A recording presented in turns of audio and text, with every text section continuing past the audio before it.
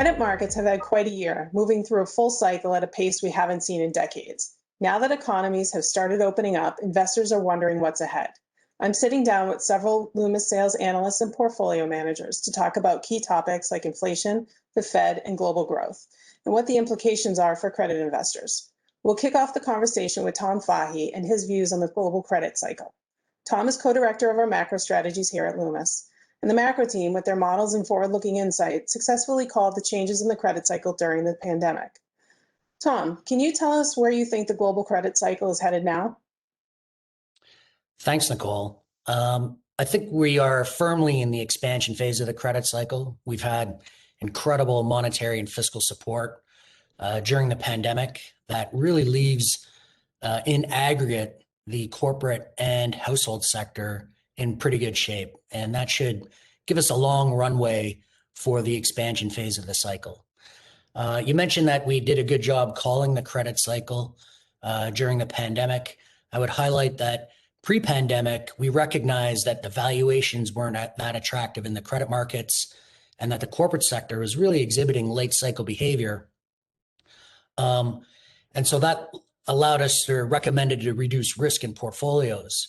But when the pandemic hit and credit spreads blew out, the valuations really started to look attractive. So it's really a combination of, who's borrowing and spending, who's saving and deleveraging during the credit cycle, and the valuations in the credit markets that really allow us to navigate through the cycle. When we think about Fed liftoff, labor markets don't seem to be getting a lot of attention. Can you talk about your views on the labor markets and how it could affect the Fed liftoff? Sure. I think it's really important to understand the labor market dynamics. Everybody's talking about inflation and how inflation is going to drive the Fed to raise interest rates at some point in the future. But the Fed has two mandates, full employment and price stability. And it's on this first one, the full employment, where in the boom expansion phase that you see in the table here, we think the Fed is going to really try and test this notion of maximum employment and how long that might take to reach. Typically, the unemployment rate only drops 10% a year, and that would mean 4 years to get the unemployment rate below 4%. So if an unemployment rate below 4% is maximum employment, historically speaking, it's remarkably consistent that the unemployment rate only drops 10%. So that would be 4 years before we got sub 4% unemployment. Now, this time certainly can be different. We know that this credit cycle has been going really fast, but I think that the labor market dynamics and how we get back to full employment, everyone just assumes that we're just going to recapture these 8 million lost jobs. But I think it's a bigger issue that we really need to pay attention to because there's a huge amount of uncertainty and a lot of variables that can really delay Fed tightening if the unemployment rate and the employment markets don't get back to better health. And prior to COVID, we were in the late cycle for years, but as you just mentioned, the pace of the cycle has been so quick. What do you think will push us into the next downturn, Tom? Sure. Fortunately, we do believe that this, expansion runway should be at least a couple years. So in our view, the downturn, a potential downturn is a tail risk at this point. But typically, most downturns are, aided by Fed liftoff, hiking interest rates, removing policy accommodation, combined with overstretched balance sheets.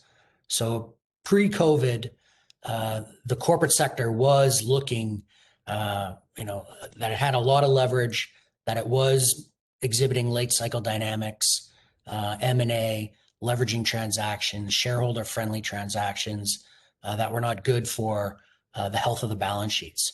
So it's going to be that combination of a balance sheet that is extended, over-leveraged, vulnerable to a liquidity downturn and a profitability downturn, combined with higher global interest rates that typically shifts us into a downturn. But as I mentioned, we think that is a tail risk at this point. Great. Thank you, Tom, for those insightful comments on what's ahead. Thank you, Nicole.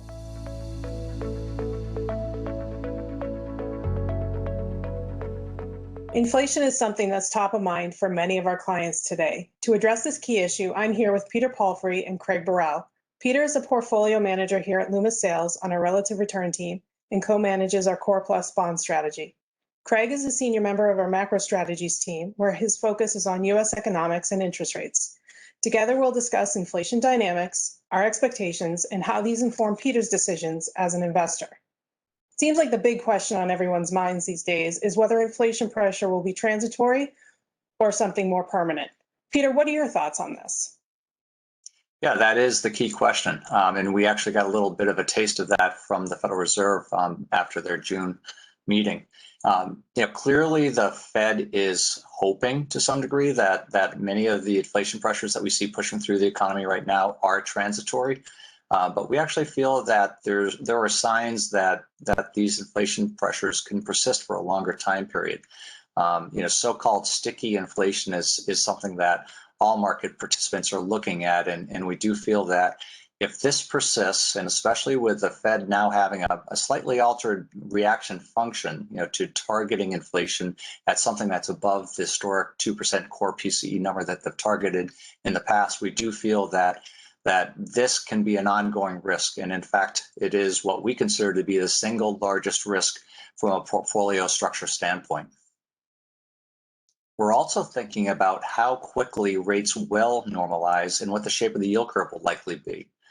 Ultimately, that'll help us determine what sector returns that we can anticipate from each of the different portions of the portfolio that we invest in will be, and then also, of course, how best to offer a balanced return objective while maximizing the excess return that we can earn in perhaps less interest rate sensitive sectors. And Craig, I'd love to hear your thoughts, the macro team's view on this. Sure. So we look at this from a top-down perspective. Now, after a sharp downturn that we had due to the pandemic, the economy's reopened really like we've never seen before, and that's leading to a surge in demand. So as the recovery continues and we head into expansion within the credit cycle, we expect this higher inflation to be around for some time, but for the most part, we think it will be transitory. Now, the fact that this pandemic has led to an actual reopening means that the traditional dynamic of demand not meeting enough supply is there, but it's even amplified more. So we see strong demand. There's a shortage of certain goods. In some cases, even skilled labor is in shortage. And we think that's leading to high year-over-year inflation prints now, but that period will likely transition away as well. So one thing we did recently as a team is macro strategies met with our bottom-up analysts, the credit analysts at the firm, and we put together a presentation that looks at all the industries that the credit analysts study, and each of them identified what they saw from company management teams in terms of wage pressure or input cost rises. Now, as it turns out, price pressures are seen broadly across most industries. However, the industry analysts also found that those price pressures and wage increases are likely to be very manageable. So we're not all that worried about a hit to profitability over the long term. In terms of the industries that are impacted most, we find that industrial-focused companies and manufacturers are seeing their input costs rise, and they feel that they could be a little bit more sticky. But when we look at non-manufacturing industries like financials and certain service businesses, they've reported back that they're technically operating pretty close to a business as usual. So the environment's mixed, but as we move forward in the cycle, we see this being predominantly a transition. Now, over the longer term, the US economy is expected to grow ahead of what we saw in the prior post-GFC recovery. So with that higher growth, we think that we may also see higher inflation. It could be in the range of 2 to 2.25%, but if wage pressure proves more sticky, it could be up to 2.5%, which would be ahead of what the Fed is actually targeting. So Peter, we touched upon these expectations just now. How are these informing your portfolio positioning? So as Craig mentioned, we're very much focused on where we are in the credit cycle and what's driving the credit cycle, because that really ultimately determines, risk return across all the different sectors, how rates are likely to behave, what the Fed's, reaction function will be, and ultimately, the best way to position the portfolio to maximize return potential, while still recognizing that there's a lot of opportunity in the U.S. economy as different markets reopen, in the post-vaccine period. Now, from a broad structure standpoint, we've become very defensively positioned from a rate standpoint, and a lot of that has to do with us minimizing our government exposure. The government sector as a whole comprises nearly 70% of the Barclays Agg, our benchmark. And by minimizing our overall market value exposure, our duration contribution exposure, and the duration skew of those holdings, we can reduce the interest rate sensitivity of the portfolio while still maximizing the return potential from other sectors that we feel are going to be more pro-cyclically oriented and perhaps give us a better return profile. Now, some of those sectors that we have put in a broad overweight to are credit securities, IG, and high yield. The agency mortgage pass-through market we think is still attractive, even though it's lagged on a year-to-date basis. It's an important form of very high-quality spread return, and we actually think that some of the impact that we've seen more recently is due to taper talk, and we think that's unlikely to be a persistent issue there, even as we move closer to taper. We think that market's now discounting a fair amount of potential damage from taper. Other sectors we like are EM and EM non-dollar. We think that sector in particular may offer us a good opportunity for positive excess return and absolute return, even as the global economy reopens and rates push higher. And to that end, there's been some discussion in the marketplace about bank loans versus fixed rate high yield. Which do you prefer presently? Well, it's really interesting. Early in the recovery, we definitely favored fixed rate high yield. We were looking for the lowest dollar price, longest duration bonds so that we could maximize the price impact from that sector. But certainly as high yield spreads have gone from a wide of 1100 all the way down to the present level of sub 300s, we actually feel that there's a greater opportunity in floating rate instruments, and that in particular includes bank loans. You're higher in the cap structure. You have an instrument that's going to be a LIBOR floater as opposed to a fixed, and it will have near zero duration from a rate standpoint, even as it maintains that carry advantage and of course the spread duration, which we are trying to capture. So at this point, we've actually been skewing more of our incremental purchases towards bank loans. It's a little tougher from a liquidity standpoint to add exposure there, but we do feel that risk return favors floating rate instruments and bank loans in particular within high yield. And Peter, you talked about how you're still interested in corporate credit, which has been performing well. Craig, can you talk a little bit about how corporate valuations square with your ideas or views on corporate health overall? Absolutely. So we monitor credit spreads very closely in both the investment grade and high yield sectors. And we know that those spread levels are near multi-year lows, if not at them. Now, with that, we know leverage is also on the higher side relative to history. But the important piece of this is that debt service costs are still very low and manageable for those companies. So one of our in-house frameworks is called the Corporate Health Index, or the CHIN, and it monitors a number of macroeconomic and financial market indicators to come up with this reading, which compromises the index, both for present and historic. And right now, what it's indicating is that the overall mix of financial conditions is very healthy, and consequently, corporate health is in good shape. So with that, the other framework we monitor on risk premiums is indicating that default rates are going to be exceptionally low. And with that, we see potential for ratings upgrades rather than downgrades. So it's a very positive environment for credit. Now, in the fundamental piece, we see corporate earnings growth just being outstanding this year and continuing at rates of growth well above trend into 2022. So a key driver there and a key fundamental is looking very good. With the corporate earnings outlook, we see actual upward revisions to profitability, which more often than not, consensus estimates are revised down. So it's another very positive and rare event that's taking place. Now, in terms of margins, it's possible that wage increases, if persistent, could start to hit company top lines and bottom lines.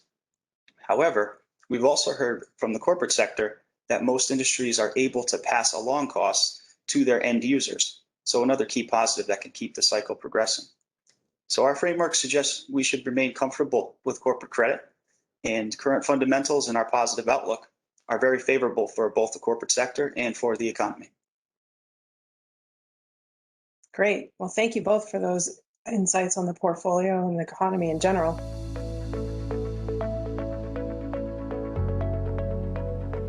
I'm here to discuss the Fed and the policy shifts that may lie ahead with Matt Egan and John Levy. Matt is an executive vice president and co-head of Loomis Sayles' full discretion fixed income strategy, and John is a senior sovereign analyst in our macro strategies group, who also spent 10 years working at the Fed. Coming out of the pandemic, investors are focused on when and how the Fed will normalize monetary policy. John, are you worried about another taper tantrum, or do you think that they learned the lessons from 2013? I think they certainly learned a lesson about the importance of communication, giving the market a lot of lead time, trying to telegraph how the policy adjustment is going to take place. That said, it is a huge policy adjustment. When they do start to wind down the asset purchases, there's going to be a real shift in the market, and there's going to be effectively a repricing. The Fed can try to adapt communications as much as possible, but this is a new regime, a change in the policy stance, so they are going to expect some adjustment, and I think that is a normal response. I agree with you, John. Fed communication is critically important to manage expectations. We know that QE is effective at reducing real yields. Tapering quantitative easing has the opposite effect. It tends to drive real yields higher. It really comes down to supply and demand. Less Fed buying of treasuries means more have to clear the market, and the clearing mechanism is the yield and more importantly, the real yield. I think there's also a liquidity angle here.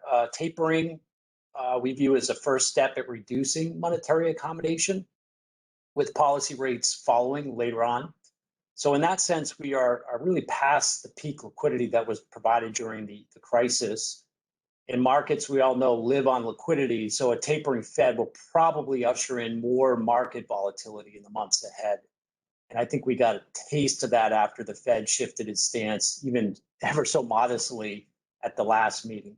So with the Fed's new average inflation targeting framework, a lot of people are worried about the consequences if they move too slowly. What if the economy is way too hot before the Fed begins to tighten? Matt, what are your thoughts on that? Well, AIT does represent a really huge shift in terms of the Fed's reaction function to inflation. Previously, they responded preemptively ahead of the expected increase in inflation. Now they were signaling that they prefer to wait until inflation shows up. So it's a big change. There are really risks to both of those policies when you think about it. The problem with preemptive strikes is that inflation has become too tame. They were too successful in a way, and inflation has been anchored stubbornly below their 2% target, at least over the last decade or so. The risk of AIT is inflation becomes unrooted to the upside. In my opinion, I think the Fed would rather err to the side of an overshoot, because rightly or wrongly, they feel they can deal with higher than desired inflation.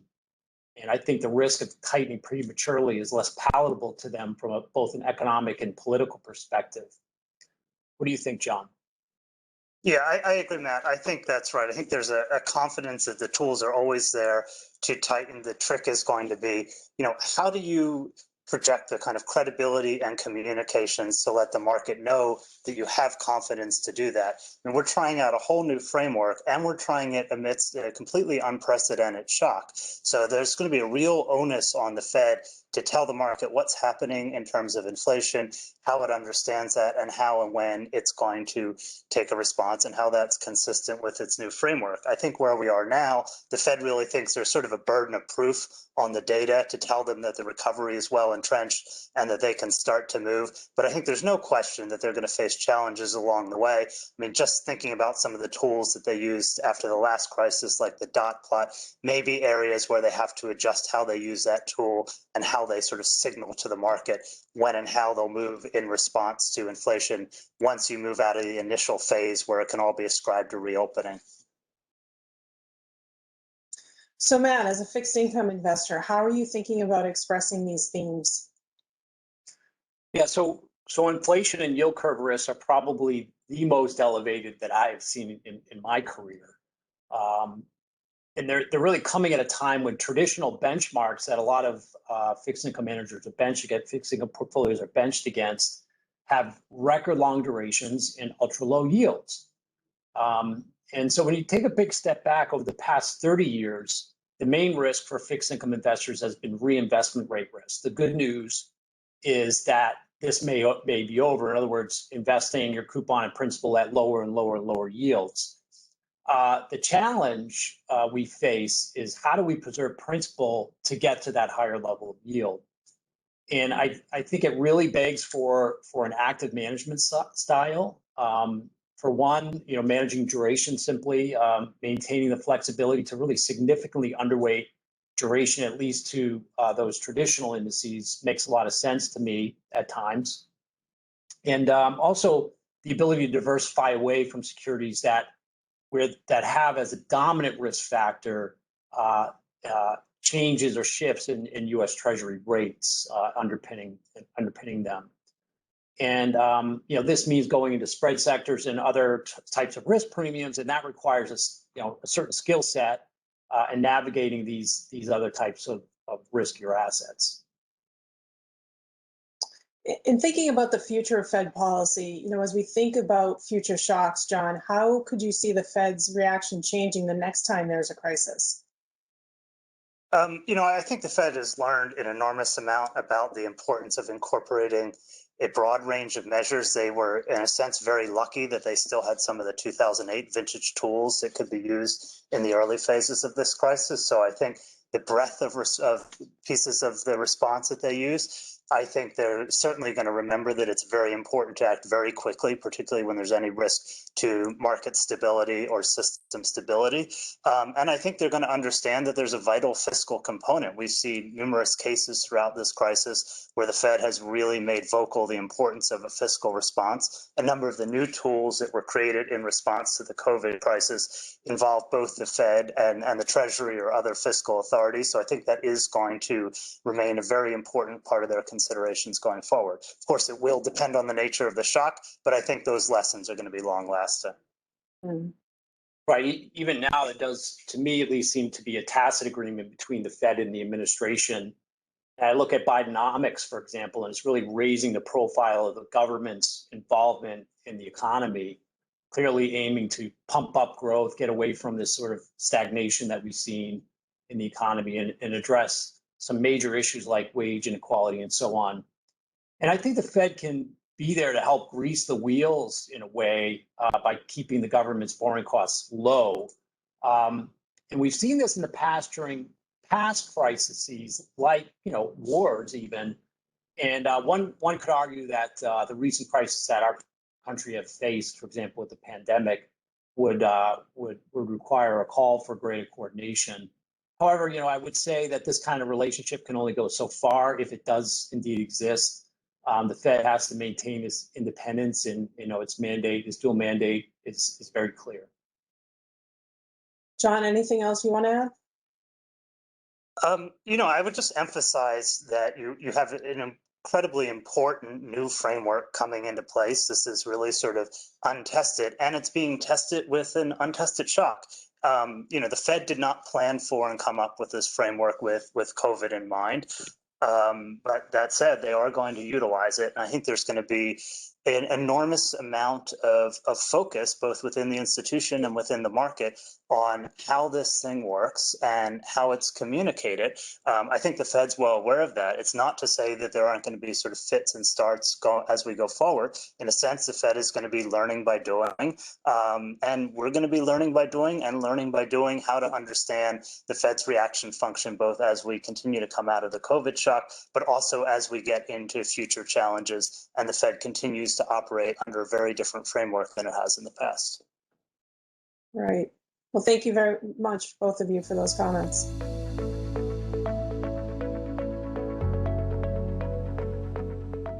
I'm here with Greg Hadgen and Linda Schweitzer. Greg is a senior sovereign analyst in our macro strategies group. Linda is a portfolio manager and co-leads the global fixed income team here at Loomis Sayles. Together, we'll talk about global growth dynamics, our expectations, and how these inform Linda's actions as an investor. Let's talk about the global economic recovery. Growth in emerging markets have been lagging developed markets. Greg, do you expect this uneven pattern to continue? And what's your read on the COVID situation in emerging markets? Well, you're right. Global growth has rebounded strongly across the board, but is uneven in the sense that developed markets are outpacing emerging markets at this stage of the cycle. This is largely due to greater policy support, as well as more advanced vaccination campaigns in developed markets.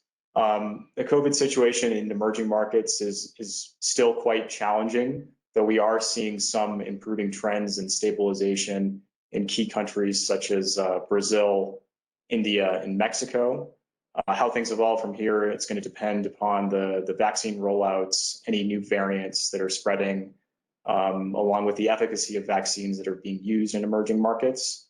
Our view as the macro team is that we expect the global recovery to broaden into the second half of the year and for emerging markets to start to catch up to developed markets and narrow that growth gap that has opened up. So in that sense, the recovery will become less unbalanced and more synchronized. And Linda, with those points in mind, what are the ramifications for global fixed income investors? Given Greg's description of our macro team's outlook for the next 12 months or so, we are positioned for the growth, recovery, and expansion that comes with that global reopening. Typically, in that type of environment, we'd be short interest rate duration, long credit and other risk assets, and underweight the US dollar versus growth-sensitive currencies, whether that's emerging markets or other developed market currencies. Credit has experienced a rapid cycle with spreads back to pre-pandemic levels. We have a favorable outlook on credit, but have dialed back our overall risk. On the duration front, we are short duration in the major developed markets as we expect yields to rise as the economy reopens. We remain short the dollar versus other currencies, even though the market moves in the first quarter challenged that view. In the first quarter, we saw the dollar strengthen as more than expected fiscal stimulus and better vaccine rollout versus the rest of the world led to upward revisions to US growth. If Greg's outline is right and the rest of the world catches up, so we return to synchronized global growth, then we would expect the dollar to be under pressure. Many of our growth-sensitive currency positions have benefited from the surge in commodity prices. Greg, that leads me to a question for you. What does the commodity price increase mean for the global inflation outlook? Well, strong commodity prices are certainly a contributing factor to the pickup of inflation that we're seeing globally. At the same time, they're boosting exports and incomes for developing markets that are sensitive to commodity prices. To the extent that this is reflected in FX appreciation, some other inflationary pressures could be offset. Globally, we're seeing pickups in inflation measures across the world. And we think that this is driven by a number of temporary factors, including base effects from very low monthly inflation prints last year, as well as supply disruptions. In some ways, it's similar to what's going on in the US. We do take comfort in that inflation expectations globally broadly seem anchored. And our view is that ultimately inflation pressures will prove to be transitory. And Linda, what are you thinking from a policy standpoint? Are you worried at all about what central banks will do? As a team, we aren't necessarily worried about central bank policy, but we do know the impact it can have on markets and therefore discuss it frequently, as you can imagine. Central banks have been very clear and steady in their signaling. They also know that the market watches and will react to every nuance in their communication. We saw that just this week with the shift in the Fed dot plot. No real change in Fed policy, and really the dots just moved in line with market pricing, but the market will be sensitive to any perception of the earlier Fed moves. Our focus remains on inflation. If inflation proves not to be transitory, then the Fed reaction function will need to change, and that will impact the market. We think that the US and China will be the first of the major central banks to steadily remove accommodation, with Europe and Japan needing to hold the course for longer. There are other developed and EM countries that have or will hike rates sooner, but those have country impacts, not necessarily global impact, and could create opportunities. Right. It seems as though the central banks are using a different playbook than they did after the global financial crisis. What else is different about this recovery compared to the recovery in 08 and 09? Well, this recovery, EM has lagged as we discussed. The opposite was true during the global financial crisis. EM was the leader out of that crisis. In some ways, this just reflects policy space. Developed markets in general have much more policy space than emerging markets, and in this particular crisis, they've chosen to deploy it very substantially. From a longer term perspective, the growth performance and track record of emerging economies is a bit concerning to us. Emerging economies, after all, should grow above developing markets, and this is true not only in this current crisis, but also over the last 5 to 10 years. And of course, there are regional variations. We think that the pandemic has, in some ways, amplified pre-existing political trends towards anti-establishment and populist candidates, particularly in Latin America. Actually, Greg, that's something we've been thinking about a lot. As we look at our positioning right now, the biggest risk for us is if yields don't normalize higher. I worry about some other factor rather than inflation or tightening policy, spooking risk markets and yields rallying on a flight to quality. The universal recovery trade right now is to be short duration, and that's great if yields normalize and then eventually disrupt risk assets. But if there's something else that happens that creates caution around risk assets, I think Treasury become that flight to quality again. And that's a really interesting point. What could trigger a flight to quality? What risks might people be missing? I think we're first and foremost focused on geopolitical risks. Of course, it's tough to identify any one particular risk, and it's always hard to predict geopolitical shocks. We view these mostly as low probability, high impact events. Apart from that, we expect trade tensions between China and the US to linger, though we would not expect a meaningful increase in those tensions from here. Linda, anything you'll be watching?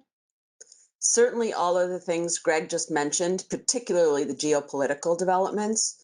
We will stay in close contact with Greg and our macro team to discuss how the political landscape might be changing and where those risks are. It might impact where we choose to invest or our sizing in that particular idea.